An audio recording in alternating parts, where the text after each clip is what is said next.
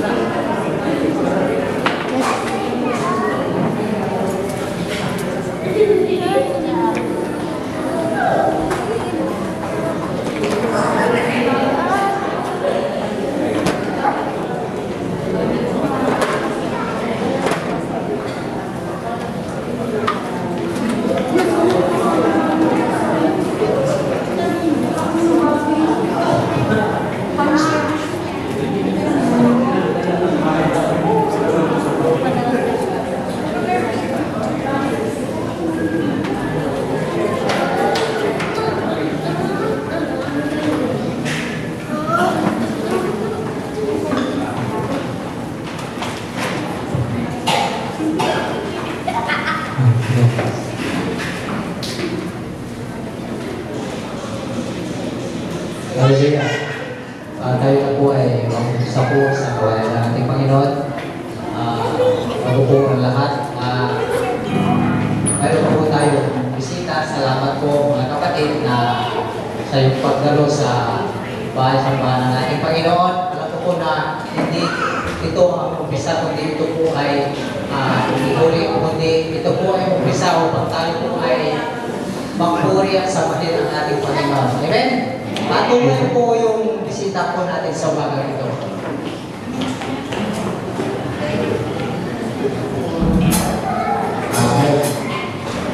Nandito po yung bisita natin na dalawa sa lahat po mga kapatid. Alam po na sa umagang ito, nandito po tayo upang papurihan, pasalamatan ng ating Panginoon at tayo po ay tumayo upang samahin natin at purihin ang ating Panginoon sa umagang ito.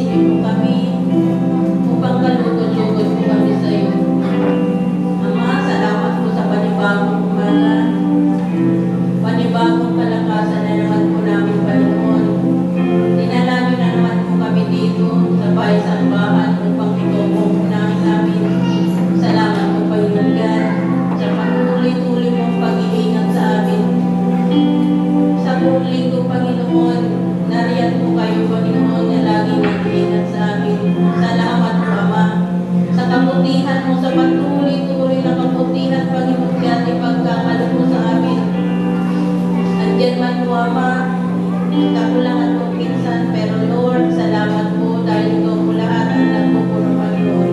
Ama, dalangin po namin, Panginoon yan. Lahat po ng aming mga kapatiran na wala pa po dito, Ama, ipalala niyo po na kanila na araw po ngayon. Ikaw lamang po ang dapat naming purihin, Panginoon God, pasalamatan. At Lord God, dalangin po namin, Panginoon. Lahat po, Ama, ng iyong mga anak na ginagamit niyo po dito, Panginoon, sa oras na ito. Tulungan niyo po sila, Ama. Bigyan niyo po ng kalakasan. Ipagkaloob po sa kanila yung banal na Espiritu Santo. Ikaw lamang po, Panginoon God, ang maligtas namin. Itago niyo po kaming lahat sa iyong likuran, Panginoon. Lord, maging ang aming pastor, si Pastor David, patuloy niyo po siyang ingatan. Palakasin niyo po ang kanyang pananampalataya. Ingatan niyo po siya palagi ang kanyang physical na pangangatawan, Panginoon. Lord God, ipos niyo po, Ama, ang iyong makapangyari ng dugo sa kanya, Panginoon. Ilayo niyo po siya sa mga sakit at karamdaman. At ganoon din po kami, Panginoon God, lahat po sa amin, Panginoon God, na yung mga anak, Lord. Iligtas niyo po kami lahat. Ipos niyo po, Panginoon God, yung banal na Espiritu Santo. Yakapin niyo po kami lahat, Panginoon. Alam namin, Lord, na patuloy-tuloy mong ingatan, Panginoon, ang Diyos na ito, lahat po ng iyong mga anak, Panginoon God. Yakapin niyo po kami, Panginoon. Ipadama mo na, O Panginoon God, ang iyong banal na Espiritu Santo. Alam namin na nasa gitna po namin kayo, Panginoon, kasama ka namin, Panginoon God. Ama, tulungan niyo po kami. Alam namin na katagawayan, blessings ang ipagkakaloob mo sa amin. Salamat po, Panginoon God. Salamat po, Ama, sa iyong banal na presensya sa oras na ito. Salamat po, Panginoon God, sa pagyakap po sa amin. Ito po ang dalangin namin sa pangalan mo lamang, Jesus. Amen, Lord.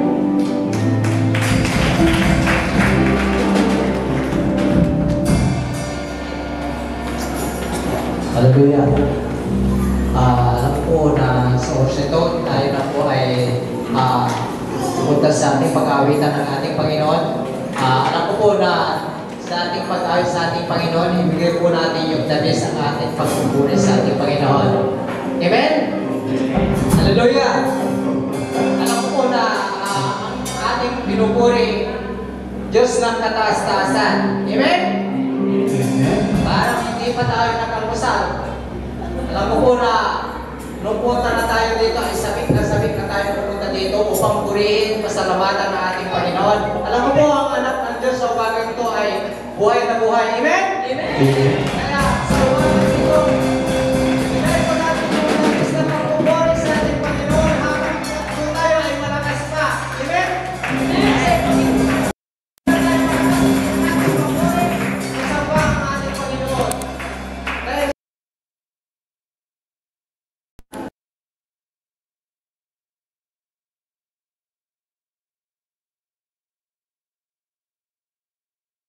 Pati yung mga tunog ng giling, hindi na natin marinig kaya ako pa tayo ay malakas pa. Ibigay na natin yung labis na pagpupuri sa ating Panginoon. Hindi na tayo paligoy-ligoy pa upang ang ating Panginoon mapasaya natin at mapaligaya natin ang ating Panginoon. Amen? Kaya ibigay po natin yung labis na pagpupuri sa ating Panginoon. So, ito, tinatawag ko po ang ating sumunod sa brother dito po.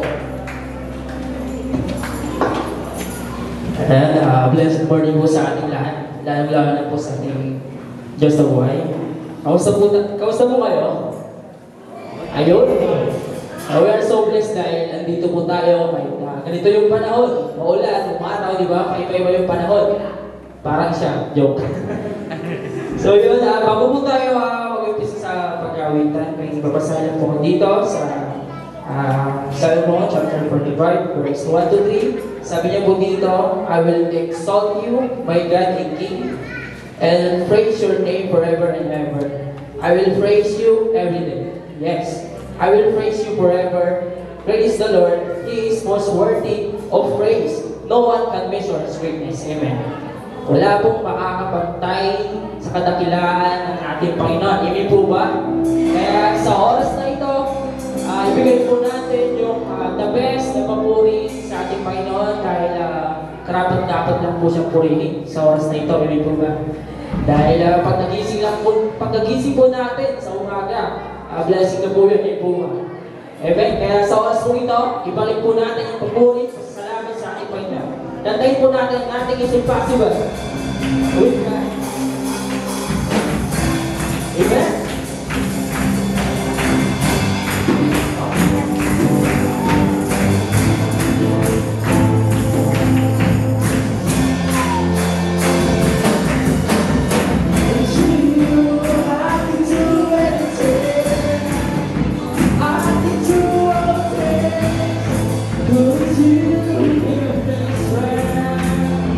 I'll be too possible to you, like natural.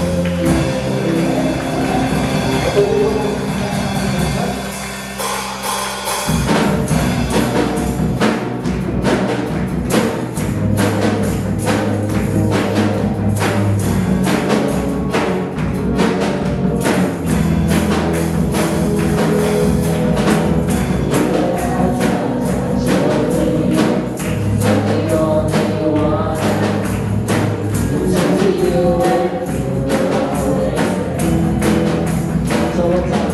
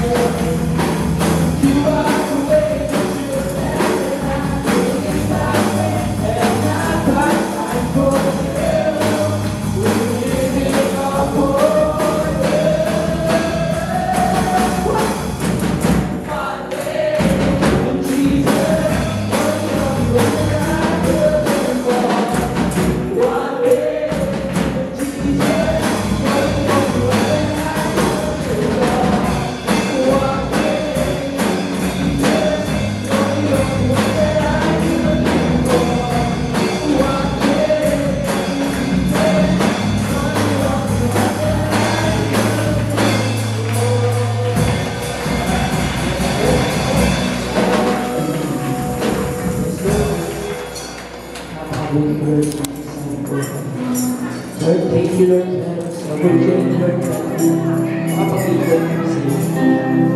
Lord, maraming salamat sa aking Lord Jesus.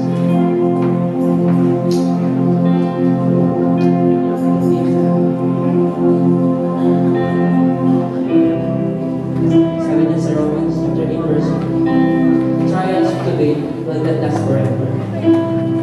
God is turning your faith with purpose in your struggles into testimonies. Kung ano man po yung nararamdaman yung bigat sa inyong buhay, suko nyo lang sa Panginoon. Hindi kayo dadarating sa isang laban, hindi kayo ipapanalo kung kayo nagbumahan.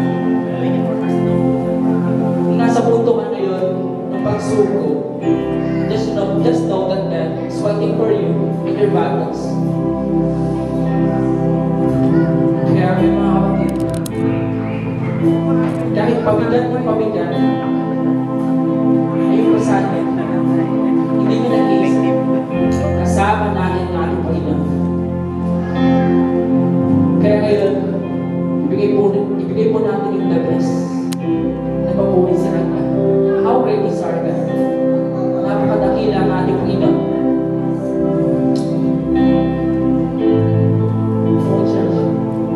God is here. How great is our God?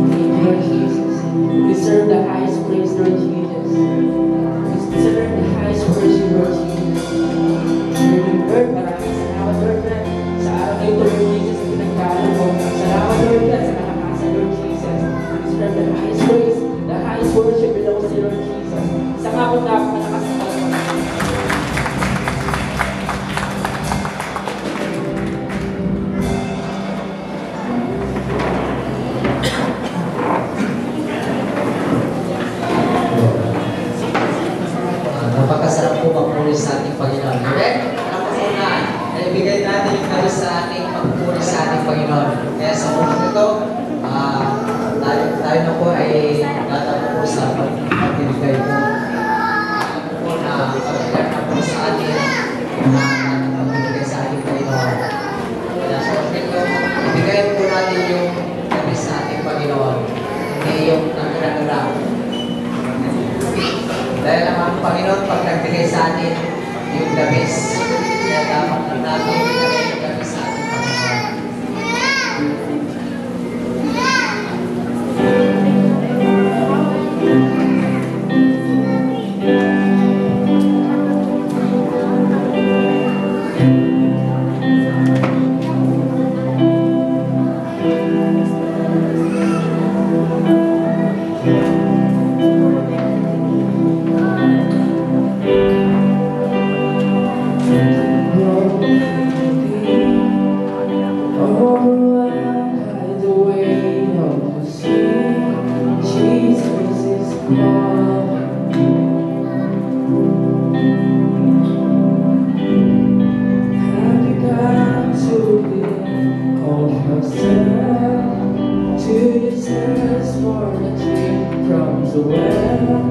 Jesus is calling.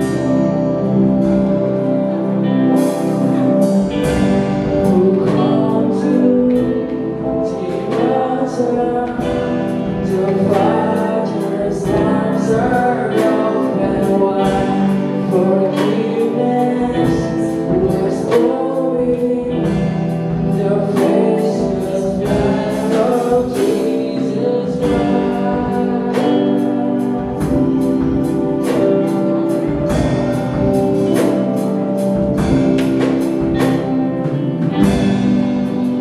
Leave behind your regret and mistakes. Come today, there's no reason to wait. Jesus is calling.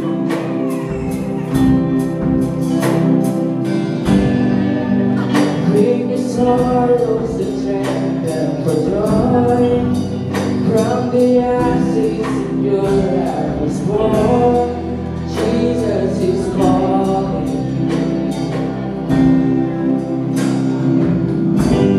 Who comes to the altar? The Father's arms are open wide. Forgiveness was born. The precious blood of Jesus Christ.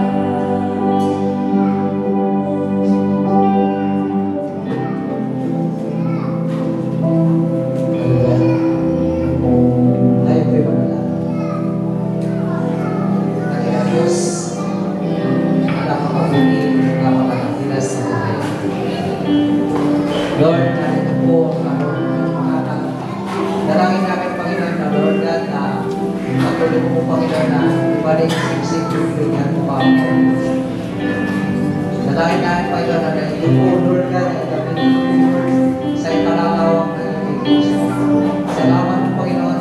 Patuloy po palayan ng hanap buhay ng iyong mga anak, Lord God. Yung katuturo, Panginoon, nag-uopisina, Panginoon, nag-upan, Panginoon, na makasalaman na lahat po namin, Lord God. Lahat po, Panginoon, ang aming pinagkakitaan, Panginoon, patuloy po, i-bless at pagpalayan. Salamat po, Panginoon. Ito ang aming papuri, papasalamat sa pangalan ng aming Panginoon, Jesus Christ. Amen. Alam ko po na sa isang linggo naman na hindi tayo nagkita-kita. Alam ko na sa Kristo, nandito po tayo upang ipagalamahan natin ang pag-ibig ng ating Panginoon sa bawat isa sa atin. Tayo po ay tumayo at umikot ang ating mga kapatid.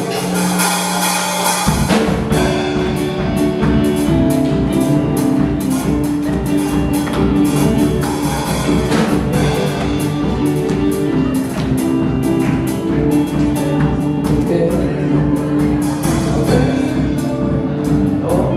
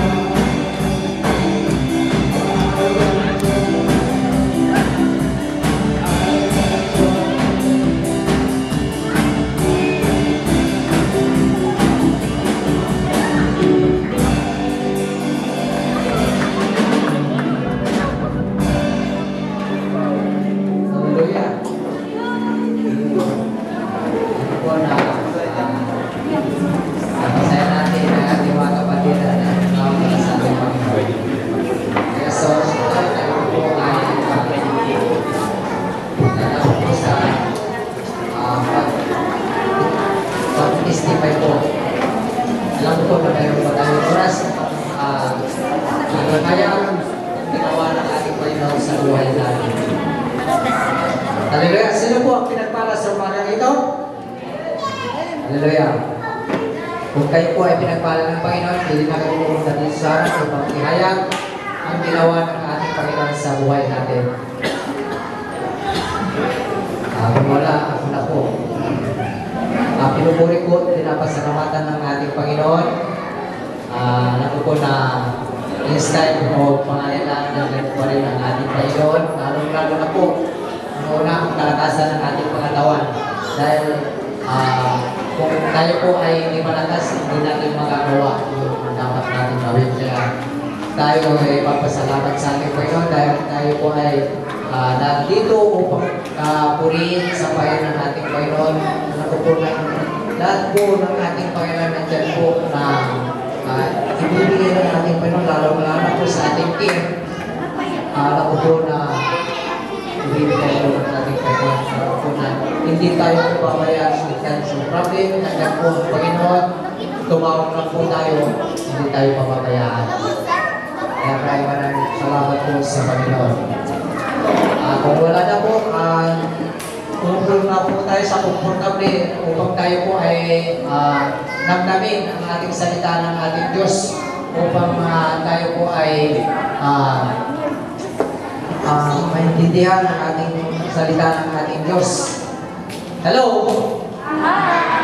Hi! Kaya tayo po na po ay upo, tayo matulog ha. Ang sarap po matulog sana pero huwag natin itulugan si Pastor kundi tayo po ay makinig ng salita ng ating Diyos. Kaya sa oras ito, tinatawagan ko na po ang ating Pastor, si Pastor David.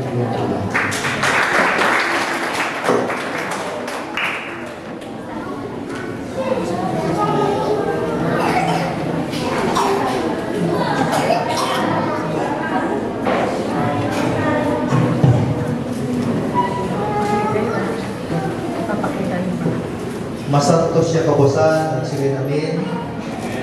Magandang umaga po sa inyong lahat. Purihin ng Diyos sa buhay ng bawat isa sa atin. Salamat sa napakagandang linggong ito na pinagkalog ng ating Panginoon sa bawat isa sa atin. Announcement, mga kapatid, doon po sa in-announce natin na libre po yung pagkuha po ng BP, blood pressure, and then yung blood sugar. Pasensya na kayo kasi before sana ng service yung maaga. Kaso yung kukuha na RN natin ay nag-duty pala siya ng 24 hours. Kaya kararating lang kanina lang. Kaya after ng service na lang, kung sino yung gustong magpakuha ng blood sugar at saka blood pressure ay mamaya na po after ng service po natin. Salamat po mga kapatid.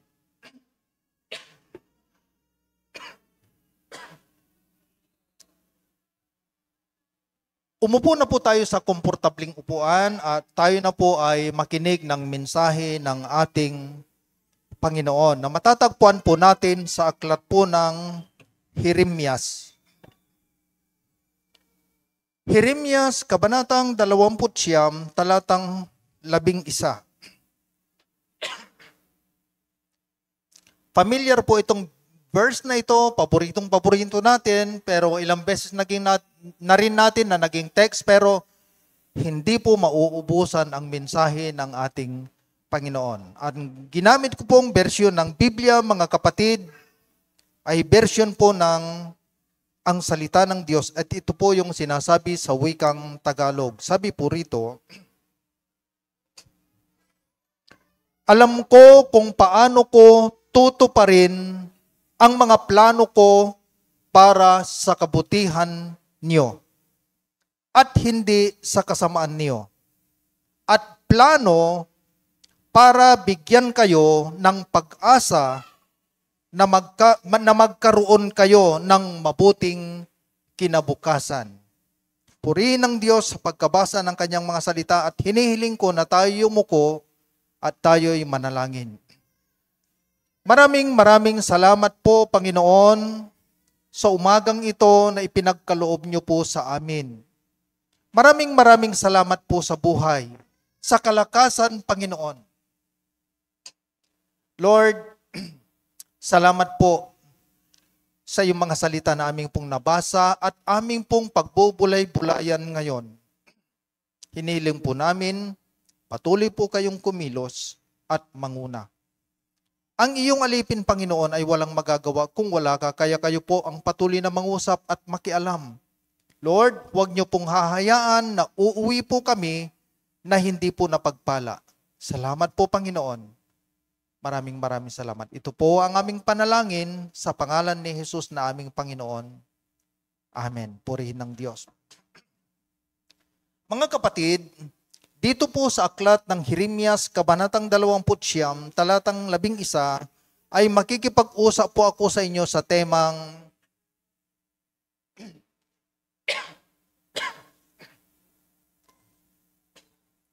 ang dakilang plano ng Diyos. Kung bakit ginamit ko yung word o salitang dakila, kasi itong sinabi rito ay talagang kung yung plano ng Panginoon na sinabi niya sa bawat isa sa atin na kanyang mga anak ay plano na sa kabutihan daw natin.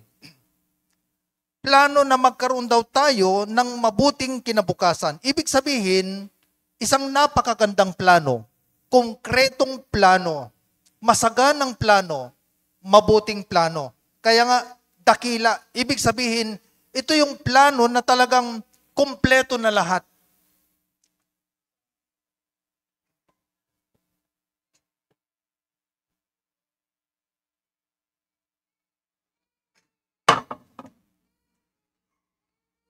Jeff, palabasin mo.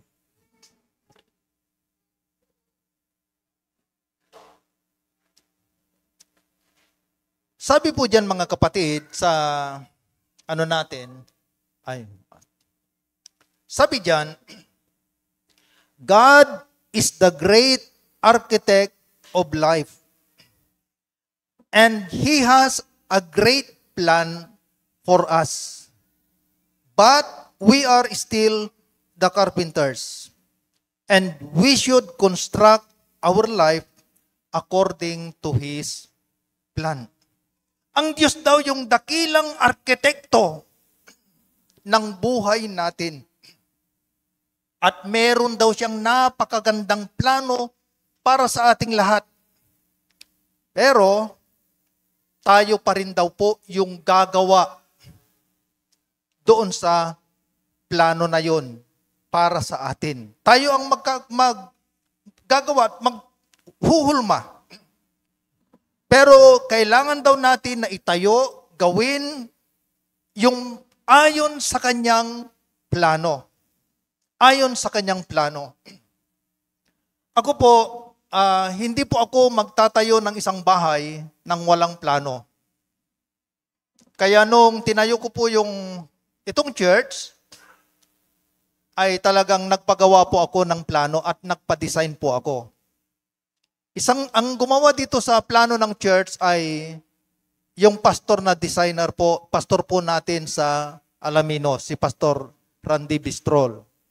Tapos ang architect po na pumirma ay si Architect Jessica Panday. Kapya na ngayon kasi Mrs. Kapya na. And then may mga engineers.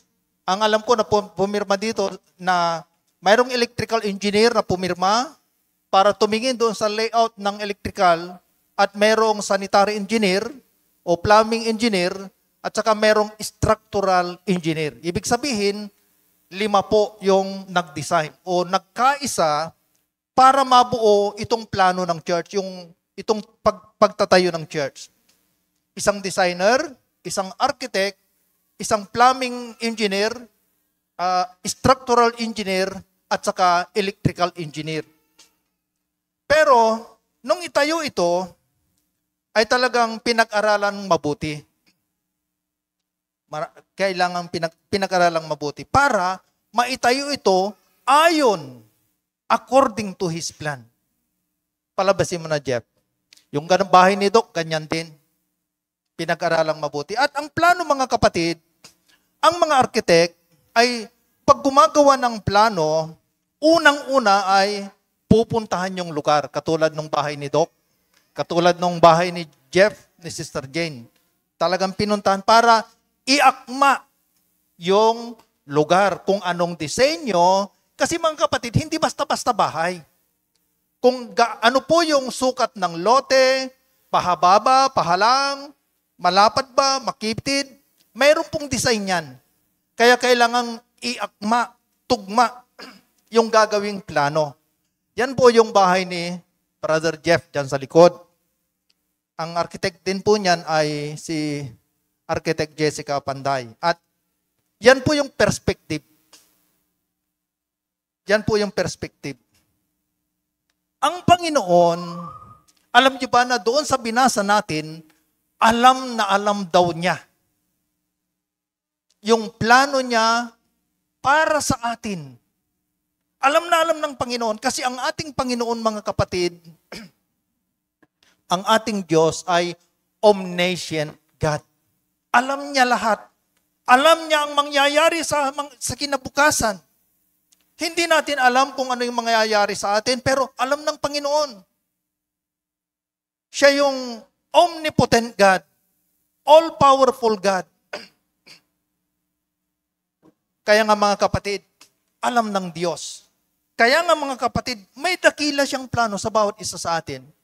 Itong plano na nandyan, palabasin mo na yung medyo natapos ng konti. Yan. Iyan na ngayon. Pero kung titignan ninyo, hindi pa yan tapos. Pero hindi ko mapicturean ng sentro kasi. Kaya may mga puno kasi. Pero malapit na. Kumbaga isang hakbang na lang ay talagang tapos na. Talagang patapos na yan. Pero nung tinignan ko yung ganun na ganun. Ang gumawa ng plano, hindi pa naitatayo yung bahay, alam na niya yung kalalabasan. Kaya yun yung perspective. Yan. Kaya kinabitan namin ng floated panel kasi yun yung nasa plano eh. Kaya nga mga kapatid, tayo na mga Kristiyano at mga mananampalataya ay dapat laging sundin, alamin yung plano ng Diyos sa buhay ng bawat isa sa atin. Kasi hindi po siya magkakamali. Lagi po nating tatandaan. Ang Diyos, yung napakagandang plano niya sa buhay ng bawat isa sa atin, hindi po siya magkakamali. Kaya nga, ano yung gagawin natin para matupad yung planong yon? Mayroon pong 5. Una po,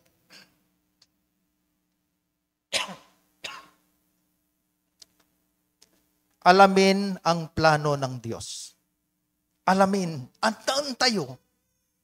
Unawain natin. Kasi once na hindi po natin alam at hindi po natin nauunawaan yung magandang plano ng Diyos sa atin, ay hindi po natin masusundan.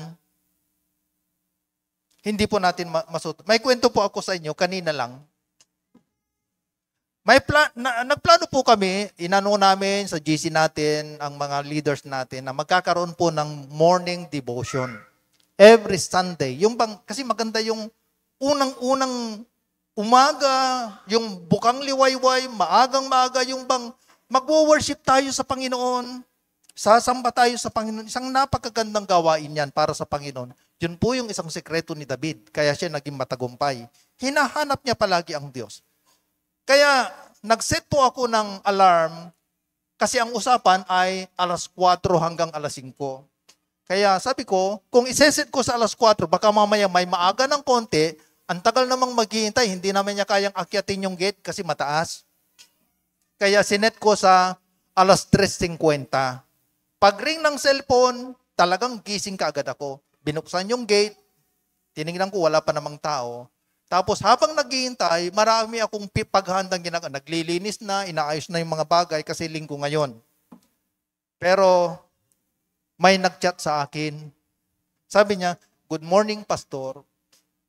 Pati nag-heart ako, and then good morning. Hanggat, "Pastor, kanina pa ako dito. Nasiraan po ako, nandito ako sa Pasibi West." Sabi niya. Akala ko, kasi si Marjade ang nag-chat sa akin. Sabi ko, ba't galing Pasibi West? Ang bahay niya ay duplak. Siguro baka may event sila sa school, sabi ko, kaya naging maaga yung uwi niya para habulin yung yung pala natulog sa Abilino, tapos pupunta sa morning devotion. Ito yung nangyari. Natanggal yung kadena at nahulog doon siyempre napatak, mahuhulog yung kadena sa motor, pimasngat, sumiksik doon pag nahulog kasi yung kadena, sa bandang kaliwa, sisiksik doon sa swing arm at saka sa hub, maiipit siya, kaya hindi niya mapaandan, itutulak ko sana kasi malapit na rin, kaya lang hindi niya maitulak. Binalik niya, tapos ganun uli, malalaglag ulit. Hanggat pupuntahan kita dyan. Hanggat pinuntahan. Pagdating ko doon, hindi maitulak, pastor. Kumuha na ako ng tali para ipaguyur, para ipahila. Paano, pastor? Hindi rin mahihila kasi nagpepreno. Ayaw umikot. Madali lang yan. Ihulog mo sa kabila. Sa kanan mo ihulog, kapo. Nung hinulog sa kanan, saka hinila ko, hindi siya nagpepreno kasi umiikot lang. Kasi yung kanan na banda, maluwang. At saka plain yung hub. Dito sa banda, maiipit talaga siya. O, nakarating kami dito. Kasi hindi niya alam yon. Pagdating dito, pagkatapos ng devotion, kasi sabi niya, doon nyo na lang hilain sa mekaniko. Hindi na, sa bahay na lang, tagagawin na lang yan, madali lang yan. Kaya ginawa ko. Tinignan ko, kaya pala nahuhulog sa bandang kaliwa, yung niya, sa pardok, bandang kanan siya. Tinignan ko yung, tiniring ko, bandang kanan. Kaya yung ikot, dahil napakaluwag na, siyempre, mahuhulog siya dito banda. Kaya niluwagan ko yung tornilyong sa, bolt ng hub. Tapos, hinila ko para matansya.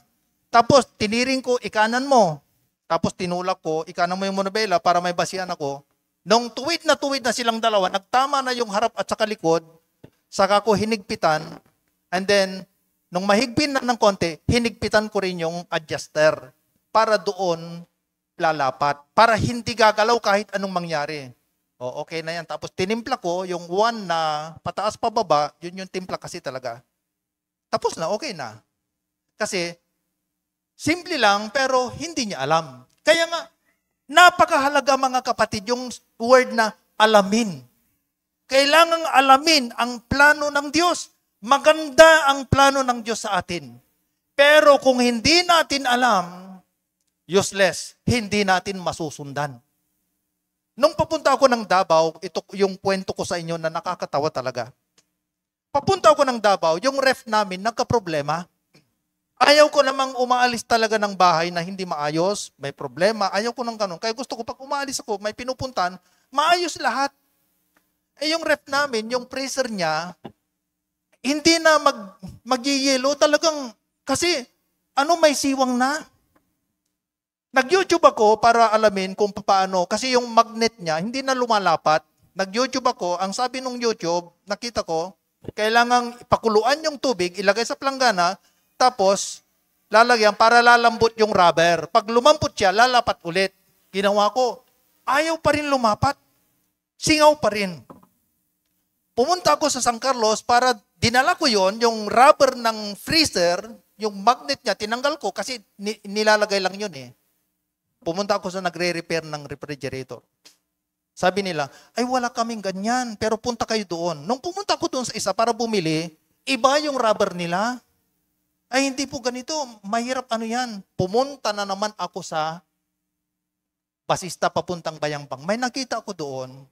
Kasi ayaw ko talagang tigilan, kasi para maayos. Hindi kami makapag-imbak ng pagkain. Alam nyo, sabi nila doon, okay naman itong rubber.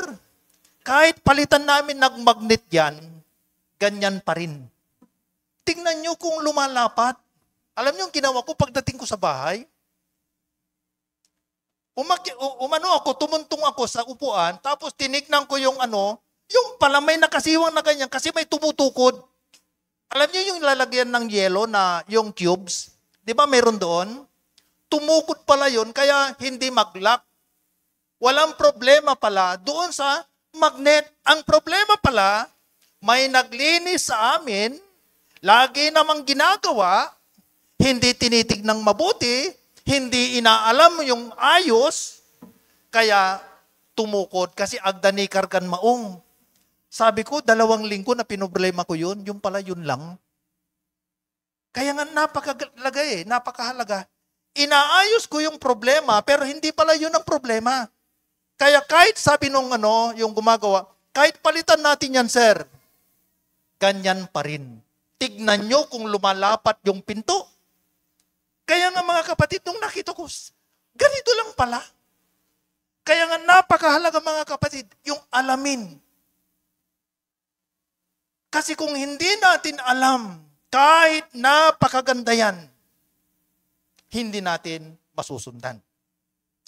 Alamin ang plano ng Diyos. Sa Joshua chapter 1 verse 8, sabi po diyan, huwag mong kalimutang basahin ang aklat ng kautusan. Pagbulay-bulayan mo ito araw at gabi para malaman mo yung word, nilagyan ko ng kulay, para malaman mo kung paano mo matutupad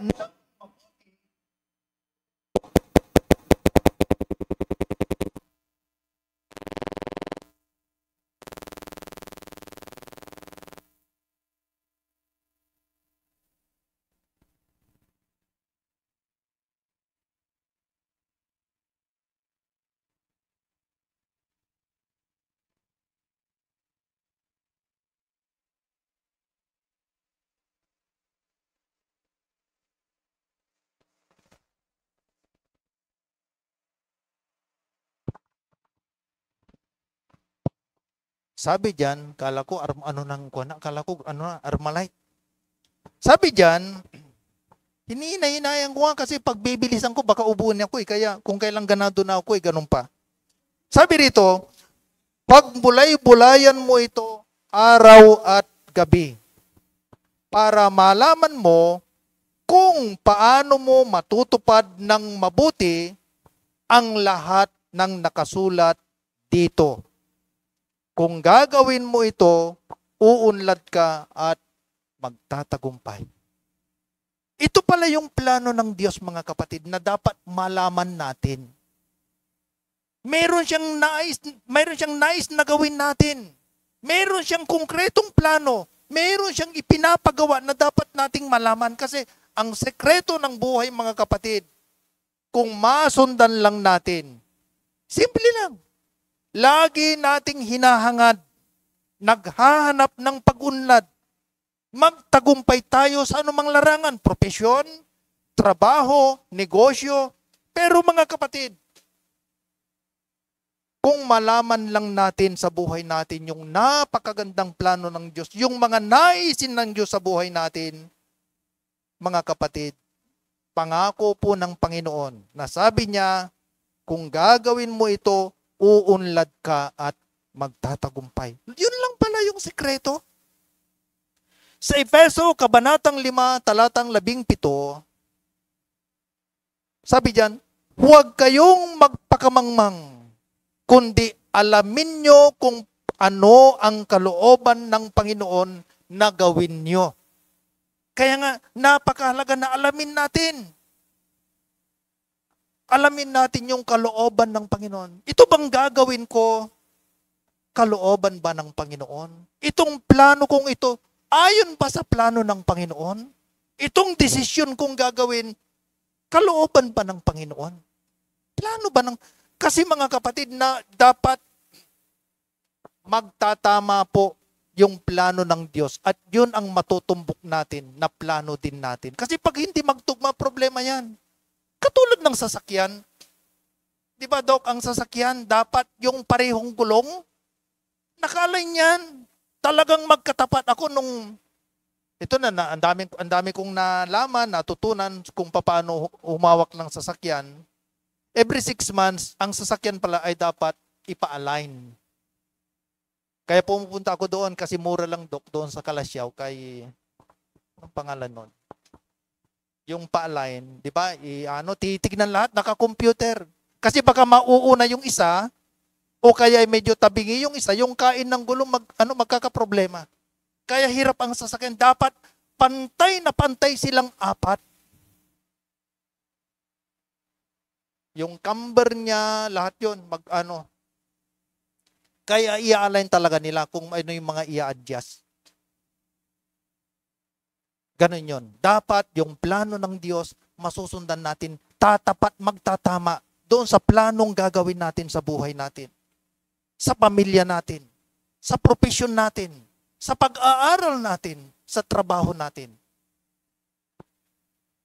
Sa mga Kronika, Kabanatang 7, talatang 14, sa bersyon po ng Magandang Balita Biblia, sabi po diyan, ngunit kung ang bayang ito na nagtataglay ng aking karangalan ay magpakumbaba, manalangin, hanapin ako, at talikuran ang kanilang kasamaan, papakinggan ko sila mula sa langit, patatawarin ko sila sa kanilang mga kasalanan, at muli kong pasasaganain ang kanilang lupain.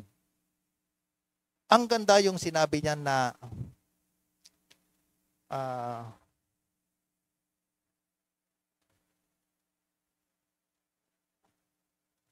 yung unang Jeff, yan. Yung word na hanapin ako. Sabi niya sa English kasi, and seek my face. May aanapan tayo lang ng sukatawan. Alam niyo mga kapatid, ang Diyos, dahil siya makapangyarihan sa lahat, hawak niya ang lahat ng bagay dito sa mundo. Napakahalaga na lagi natin siyang hanapin. Pahalagahan natin ang Diyos. Nasa Kanya ang lahat. Huwag nating hanapin ang pagpapala. Huwag natin hanapin ang kayamanan. Hanapin natin ang Diyos. Pag nahanap natin ang Diyos, alam nyo, susunod yun.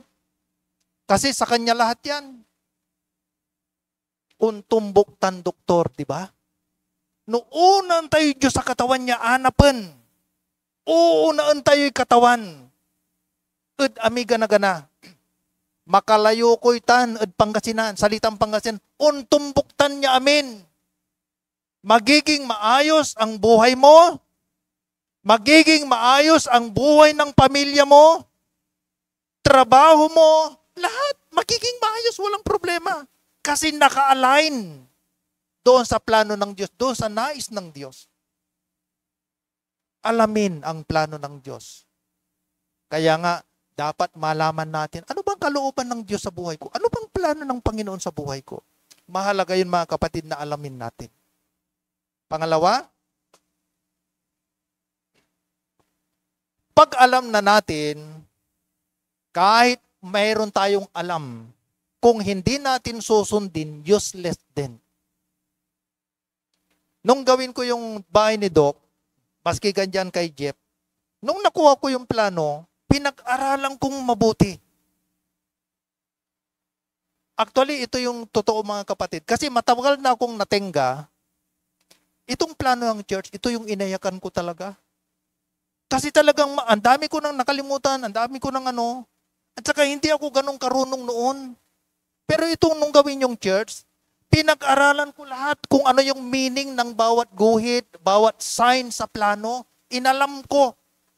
Pero nung nalaman ko na, kailangang sundin. Kasi useless din ang magandang plano kung hindi natin susundin.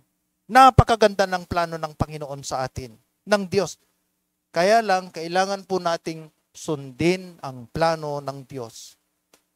Sa aklat po ng Bilang, o Numbers, Kabanatang 14, talatang 23 hanggang 24, sabi diyan, walang sino man sa kanila ang makakapasok sa lupaing ipinangako ko sa kanilang mga ninuno. Dahil kahit nakita nila ang aking makapangyarihang presensya at ang mga himala na ginawa ko sa Ehipto at sa disyerto, palagi pa rin nila akong sinusubok at hindi sila sumusunod sa akin. Kaya, hindi makakapasok sa lupaing iyon ang mga nagtakwil sa akin. Ngunit papapasukin ko sa lupain na kanyang tinignan si Caleb na aking lingkod, dahil iba ang kanyang pag-uugali sa iba. At sumusunod siya sa akin ng buong puso niya. Kaya nga napakahalaga ng pagsunod. Ito mga kapatid, ang mga Israelita nung nasa Egypt sila, alipin, hindi yun ang plano ng Diyos. Pansamantala lang sila doon. Kaya sabi ng Panginoon, darating ang panahon na ibabalik ko sila sa lupain na kanilang pinanggalingan, yung Kanaan, yung lupang pangako. Kaya nga inilabas sila nung dumating na yung time. Ang plano ng Diyos, mga kapatid, dadalhin silang lahat doon. Yon, umalis naman silang lahat doon.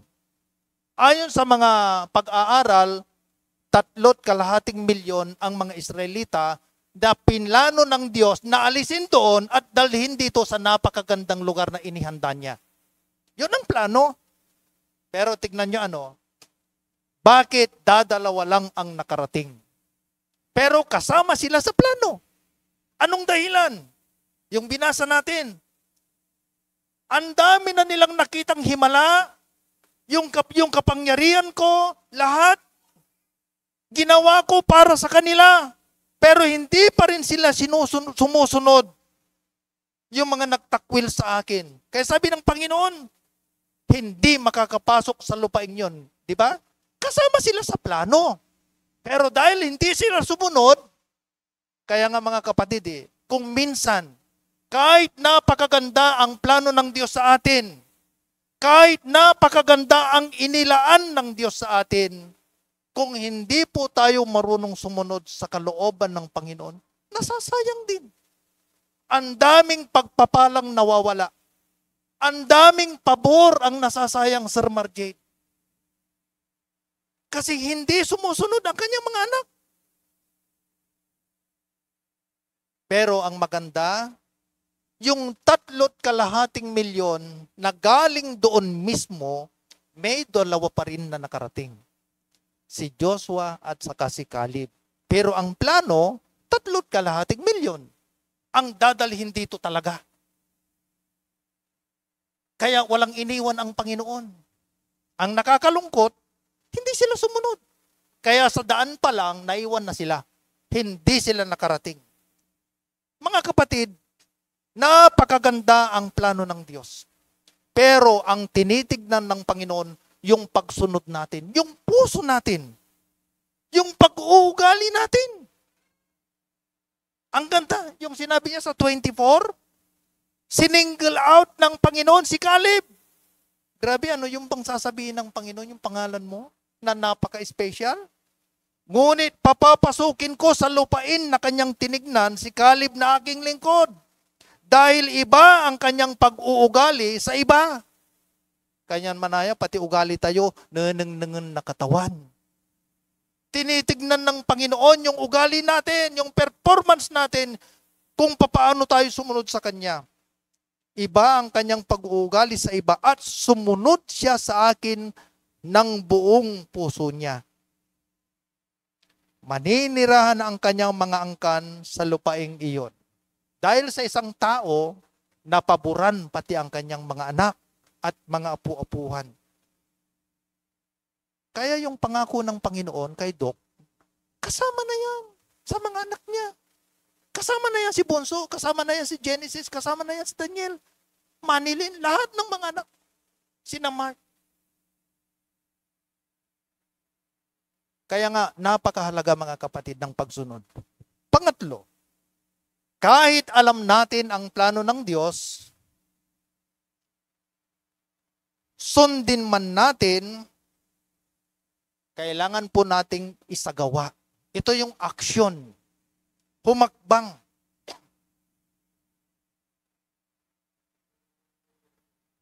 Pagsasagawa. Isagawa ang plano ng Diyos.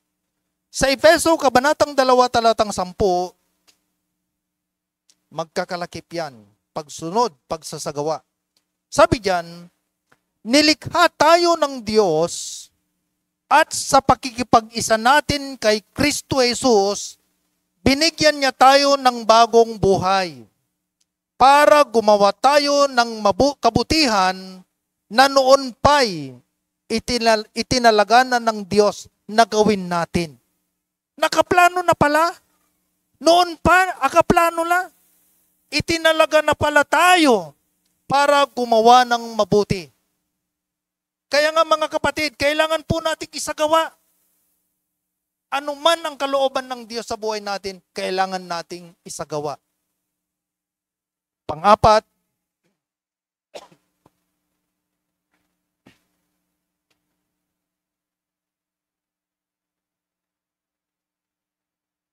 manatili. Pang-apat, manatili sa plano ng Diyos. Mga kapatid, ang ganda ng plano ng Panginoon. Pero kailangan po tayong manatili. Itong mga sumunod na araw, pumutok ang mga balita na medyo nakakaasar na hindi ko alam kung sino yung mga nakaalam. Nagalit yung presidente natin, Dok.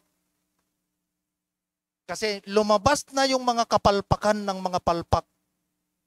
Lumabas na yung mga kurap. Pati si Lacson nagalit. Binulgar niya, pinag-aralan. Nagustuhan ko yung napanood ako si Lacson. May video siya na pinag-aralan lahat, tinignan, ano yung mga pagkakamali, sino yung mga kasangkot. Di lahat niya mula ano. Grabe. Ang daming pinondohan, bilyon-bilyon yearly yung pondo na nilalaan ng gobyerno para sa flood control. Pero hindi nakokontrol. Lalong lumalala. Bago-bago na flood control, bumigay agad. Anong nangyari? Hindi lang yon. Maraming bayad na. Pinondohan, bayad, malalaki. Pero grabe, walang ginawa, Dok. Kasama kayo doon, yung buwis nyo na nilustay. Kasama tayo. Pero sana maging seryoso ang presidente natin. Kung nanonood man siya dito sa live natin, sana seryoso siya. Para umunlad naman ang Pilipinas kasi kawawa. Maganda ang plano ng gobyerno, pero hindi nananatili kung minsan. Ang plano, kung isinagawa yan, inalam natin, isinagawa, sinunod, isinagawa, kailangan tayong mag-remain, manatili. Hindi yung, pag medyo, ito yung nangyayari kasi. Nung binulgar ni yung mga dadaanan, ito yung nilalaan nila. Halimbawa lang, 100 million. Grabe pala. Napupunta sa mga engineer na humahawak, may porsyento, mapupunta kay congressman, mapupunta kay ang dami palang pinupuntahan. Kaya kung minsan pala, halos 40% yung nawawala. 60% na lang sa kabuuan. Kaya, substandard. Nakakalungkot. Nakakalungkot. Ako, sa totoo lang, pag gumagawa ako ng bahay, sinusunod. Nananatili. Nag-a-abide ako doon. Kahit anong mangyari. Minsan sabi ni Jeff, Pastor, pwede bang medyo paliitan na lang ito? Pwede bang i-reduce na lang? Sabi ko, Jeff, hindi pwede. Ay, ganun ba? O sige. Ikaw rin ang magsasuffer. May mga ginawa ako na medyo alanganin.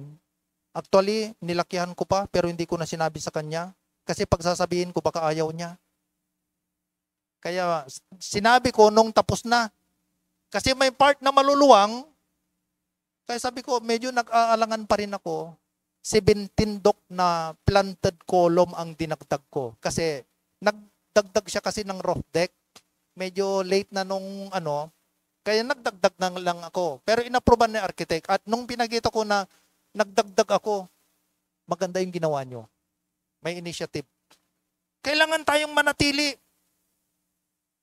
Sa Psalms chapter 33 verse 11 to 12, sabi po diyan, ngunit ang mga plano ng Panginoon ay mananatili magpakailanman. At ang kanyang mga balak sa salit-saling lahi ay matutupad. Mapalad ang bansa na ang Diyos ay ang Panginoon at mapalad ang mga taong pinili niya na maging kanya. Kaya nga mapalad tayo eh. Mag-amen ang mga mapalad. Amen. Pero nyo, ang daming tao sa buong mundo, ang daming pagpipilian ang Panginoon. Pero bakit tayo ang pinili? Di ba blessed tayo? Ang dami niyang pagpipilian, pero pinili niya tayo. Kaya nga sabi diyan, at mapalad ang mga taong pinili niya na maging kanya. May gawa to, yung kanya. Yung anak ka ng Diyos, tatay mo Diyos. Di ba? Blessed tayo. Kaya nga mga kapatid, manatili po tayo sa napakagandang plano ng ating Panginoon. Huwag tayong lalayo. Huwag tayong iiwas. Huwag tayong manlupaypay. Huwag tayong manghina.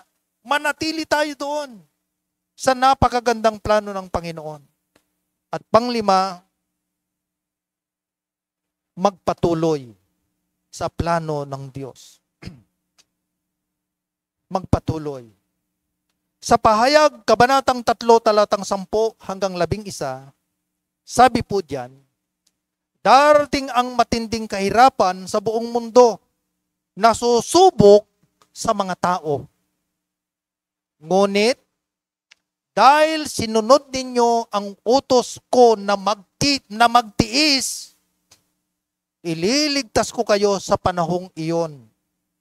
Malapit na akong dumating, kaya ipagpatuloy ninyo ang mabubuti ninyong gawa upang hindi maagaw ng kahit sino ang gantimpalang inihanda para sa inyo.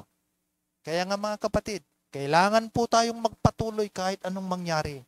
Anumang pagsubok, anumang pagdaanan natin, ang buhay dito sa mundo hindi perpekto. Maraming problema, may sakit, ang daming gumugulo sa atin. Pero hindi po dito yung tunay na tahanan natin. Meron pong inilaan ang Diyos sa mga magpapatuloy na maglingkod sa Kanya. Sabi diyan, kaya ipagpatuloy ninyo ang mabuti ninyong gawa upang hindi maagaw ng kahit sino ang gantimpalang inihanda para sa inyo. Hallelujah. Mga kapatid, hiniling ko pong tayong lahat ay tumayo. Ang dakilang plano ng Diyos. Ang dakilang plano ng Diyos. Una, alamin ang plano ng Diyos. Kailangan magsaliksik tayo, alamin natin, ano ba yung nais ng Panginoon sa buhay ko? Pangalawa, sundin ang plano ng Diyos. Pangatlo, isagawa ang plano ng Diyos. Pang-apat, manatili sa plano ng Diyos. At panglima, magpatuloy sa plano ng Diyos. Hiniling ko sa mga musician,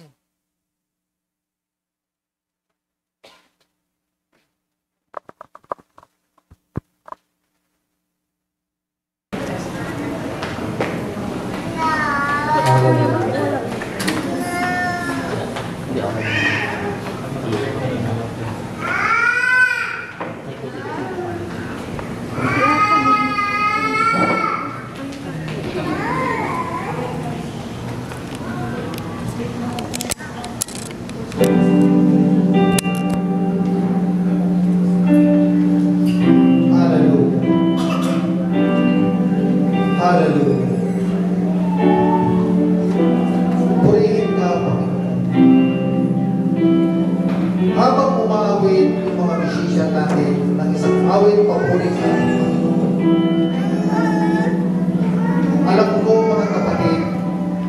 na nangusap ang Diyos sa inyo.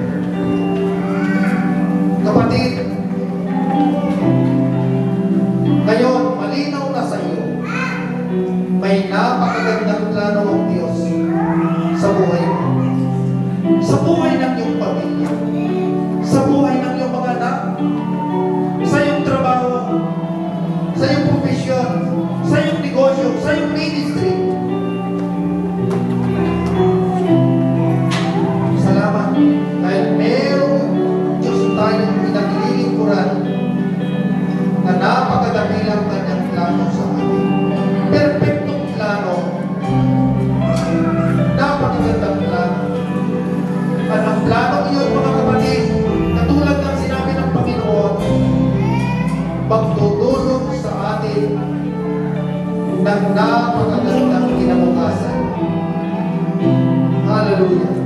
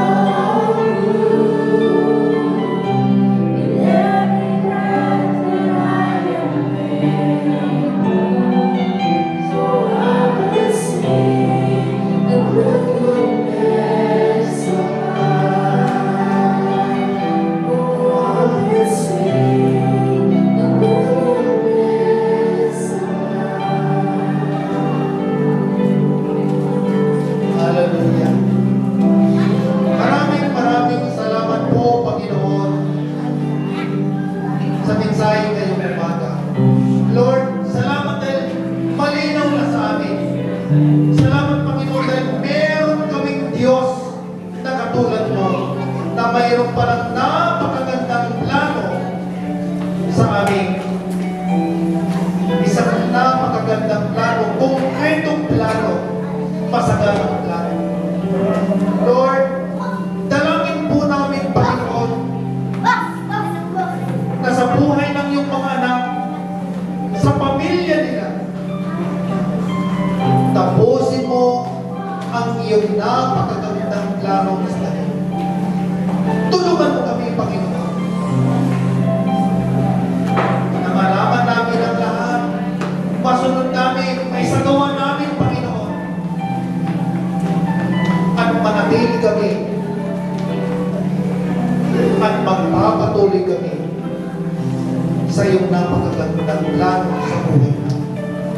Salamat, Panginoon, dahil meron kaming Diyos na katulad. Salamat, Panginoon, sa pagpili mo sa akin. Salamat, Panginoon. Pagpalain mo ang lahat ng mga ama na naririto. Pagpalain mo ang lahat ng mga ina, lahat ng mga magulang na naririto. Pagpalain mo sila, Panginoon. Samahan mo, ingatan mo ang bawat pamilyang naririto. Pagpalain mo ang bawat pamilyang naririto. Sampu ng kanilang mga mahal sa buhay, na kahit sila man ay nasa malalayong lugar, Lord, i-extend mo ang iyong pabor sa pamilya ng iyong mga anak. Salamat. Lord, hanggang sa huli, mangangako kami, magpapatuloy kami, at patuloy kami maglilingkod sa iyo habang kami nabubuhay. Maraming salamat. Pagpalain mo ang lahat ng mga bata, mga bataan, lahat ng mga anak, pagpalain mo, Panginoon. Salamat po. Ito po ang aming panalangin. Pasasalamat, pangalan ni Yesu Cristo ng aming Panginoon. Amen. God bless you, mga kapatid.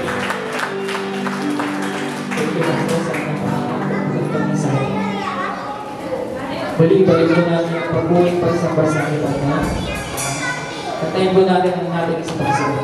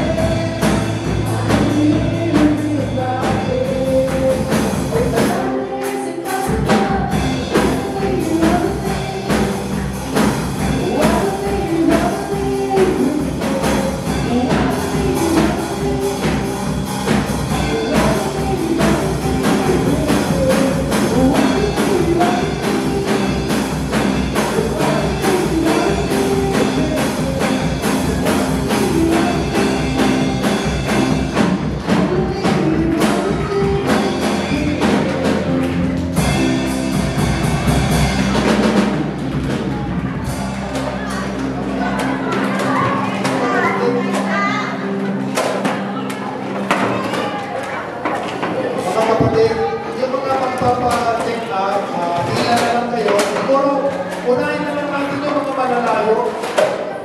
Yung mga malalayo.